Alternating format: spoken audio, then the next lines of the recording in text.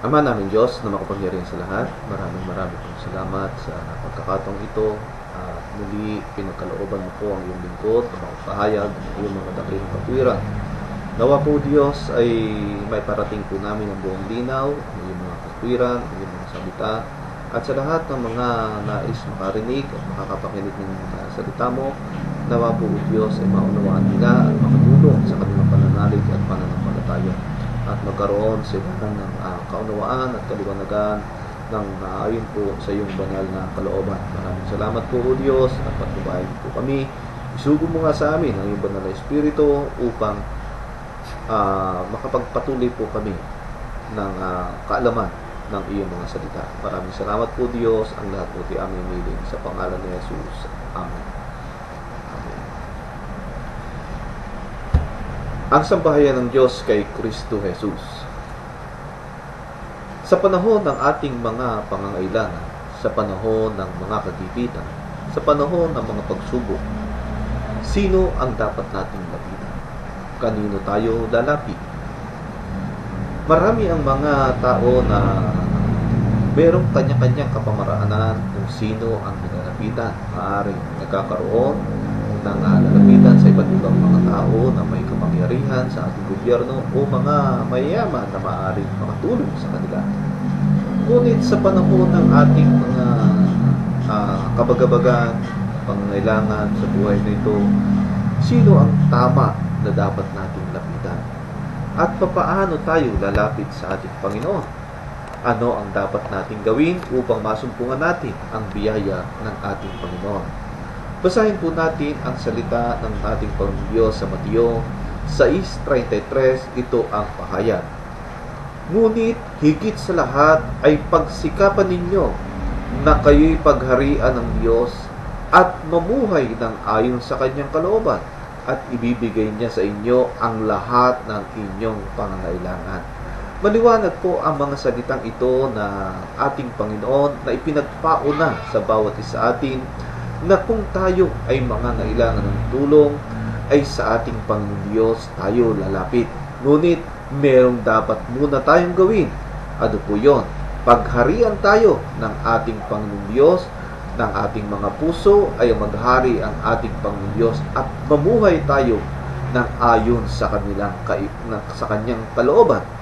At maliwanag naman po ang sinasabing ito ng Biblia at sinasabi niya, at ibibigay niya sa inyo ang lahat ng inyong pangangailangan. Sa mga tweet, kung nais nating magkaroon ng biyaya na nagmumula sa ating Panginoon Diyos, ay hanapin muna natin ang ating Diyos at maghari sa atin ang ating Panginoon Diyos. Kung tayo hihingi sa Kanya, kung tayo hihingi ng tulong at awa sa Kanya, merong pinapahayag din ang banal na kasulatan. Kanino dapat tayo humingi? Sa iba't ibang mga tao ba? O sa mga kilala? Sa mga tao na maaaring nating lapitan? Pakinggan po natin ang salitang ito ng ating Panginoon. Sa Mateo 7 hanggang 11, ganito ang sinasabi. Humingi kayo at kayo'y bibigyan. Humanap kayo at kayo'y makatatagpo. Kumatok kayo at kayo'y pagbubuksan. Sapagkat ang bawat humihingi ay tatanggap, ang bawat humahanap ay makatatagpo, at ang bawat kumakatok ay pagbubuksan. Bibigyan ba ninyo ng bato ang inyong anak kapag siya'y humihingi ng tinapay? Bibigyan ba ninyo siya ng ahas kapag siya'y humihingi ng isda? Kung kayong masama ay marunong magbigay ng mabubuting bagay sa inyong mga anak, gaano pa kaya ang inyong Ama na nasa langit? Bibigyan niya ng mabubuting bagay ang sino mang humihingi sa Kanya. Amen. Sa mga tweet, meron lamang dapat makita sa atin ng ating Panginoon Diyos kung paano tayo magkakaroon ng biyaya. Kailangan tayo humingi sa Kanya. Kailangan nating hanapin at kailangan sa Kanya lamang tayo lalapit. Hindi sinasabi na sa iba't ibang tao na may mga kaya sa buhay, may kakayanan, kundi sa ating Panginoon Diyos. Ang ating Panginoon Diyos, nasa Kanya ang biyaya, nasa Kanya ang mga pagpapala na kailangan ng bawat isa atin.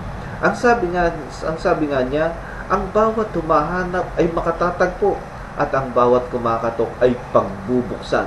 Kung tayo nakakatok sa ating Panginoon, kung tayo hahanap, tayo makasusumpong.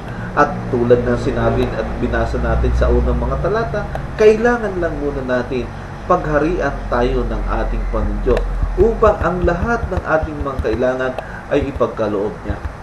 Kung papaano ang masasamang tao na humihingi o nagbibigay at hinihingat ay nagkakaloob, gaano pa kaya ang ating Panginoon na kapag siya ay hihinga natin?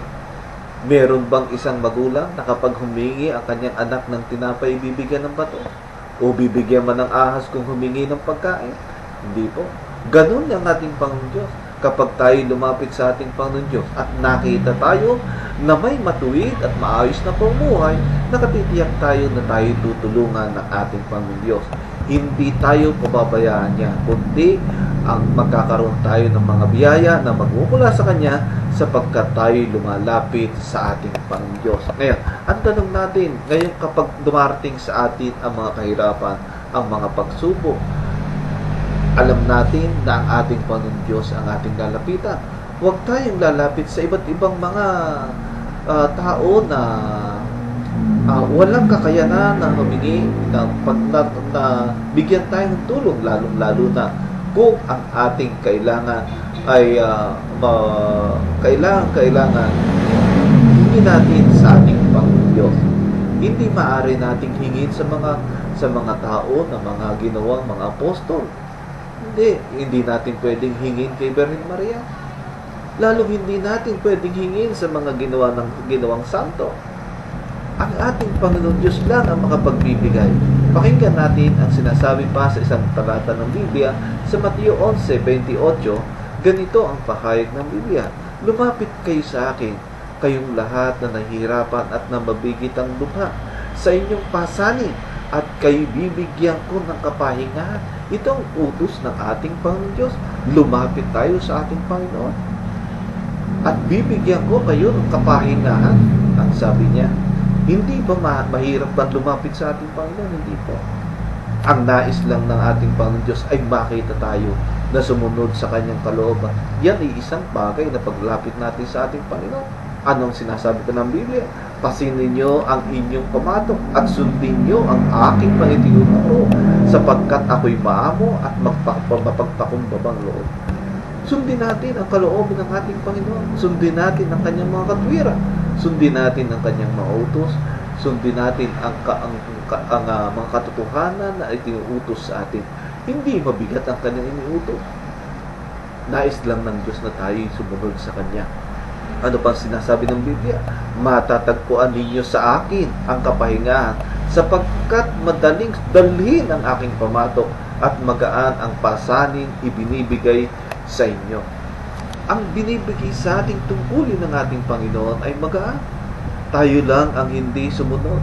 Nabibigatan tayo kasi ayaw natin sumunod. Nahihirapan tayong sumunod, pasanin ang ating krus, sapagkat ayaw natin sumunod. Kung ating susundin lang ang ating mga kalooban ng ating Panginoon, madali nating dalhin yan, sapagkat yan ay magaan. Magaan yan sa mga susumusunod sa ating Panginoon. At ang sinasabi pa, ang kapahingahan at ang kalayaan ay nasa sa ating Panginoong Diyos at sa ating Panginoong Jesucristo. Ano ang dapat nating gawin upang manatili sa atin ang kapahingahang ipinagkaloob sa atin ng Panginoon? Sa Colosas 2 at 6, itong sinasabi hanggang 7, sapagkat tinanggap na ninyo si Kristo Jesus bilang Panginoon. Ngayon tinanggap natin ang ating Panginoong Jesus bilang ating Panginoon, bilang ating tagapagligtas, bilang ating kaibigan, bilang ang ating Panginoong Jesus na tagapagligtas na ibinigay ng ating Panginoon. Tinanggap na natin siya. Mamuhay kayo na parang karapat-dapat sa Kanya. Anong sabi niya? Mamuhay tayong karapat-dapat sa Kanya. Anong dapat lang natin makita sa atin? Yung tayo ay sumusunod sa Kanyang kalooban. Maging karapat-dapat tayo sa ating Panginoon. Magpakatatag kayo at magpatuloy na lumago sa pagkilala sa Kanya. Magpatuloy ang ating naunawaan, ating nalalaman, ating pinag-aralan, ang ating pananampalataya ay dapat lumago. Sapagkat tayo ay tayo'y tinanggap ng ating Panginoon at tayo rin naman ay tumanggap sa ating Panginoon. Tayo nagbalik loob sa ating Panginoon. Ang dapat makita sa atin ay magpatuloy tayo sa pagkilala, sa lubago, sa pagkilala sa ating pananampalataya sa ating Panginoon. Magpakatibay kayo sa pananampalatayang itinuro sa inyo. Ano mang bagay na itinuro sa atin, sa ating pananalig at pananampalataya, magpakatibay tayo, magpakatatag tayo. Yan ang hinahanap sa atin ng Panginoon. At lagi kayong magpasalamat sa Diyos. Amen. At ang sinuutos sa atin, lagi tayong magpasalamat sa ating Panginoon Diyos. At kapag iyan ay nagagawa natin, nakatitiyak tayo na tayo'y pagpapalain ng ating Panginoon. Panatilihin natin ang tatak ng pagkahirang sa atin ng ating Panginoon sa pamamagitan ng paglago ng ating pananalig at pananampalataya sa Kanya. Kung ito ay makikita sa atin ng Panginoon, nakatitiyak tayo at mananatili tayo, ang Espiritu ng Diyos ay mananatili sa atin at anumang hingin natin sa Kanya ay ipagkakaloob ng Diyos sa atin. Amen. Yan po ang paraan upang ang biyaya ng Panginoon ay dumalaw sa ating mga buhay. Maraming salamat at nawa ang mga aral na ito ay makarating sa bawat isa atin at ito ang magbigay sa atin ng katatagan at dagdag ng kaalaman, lalong-lalo na kung dumarating ang pagpananampalataya. Amen. O Ama naming Diyos, makapangyarihan sa lahat, maraming salamat sa iyo. At muli ay parating po namin ang iyong mga katwiran at ang iyong mga salita. Nawa ang lahat ng mga nakinig nito at ang nakapakinig nito ay magsilbi sa kanilang puso't isipan at magkaroon ng matibay at pananalig sa iyo. Maraming salamat o Diyos, patnubayan mo nga ang lahat ng mga nakapakinig nito. Ang lahat nito ay aming hiling sa pangalan ni Jesus. Amen. Amen.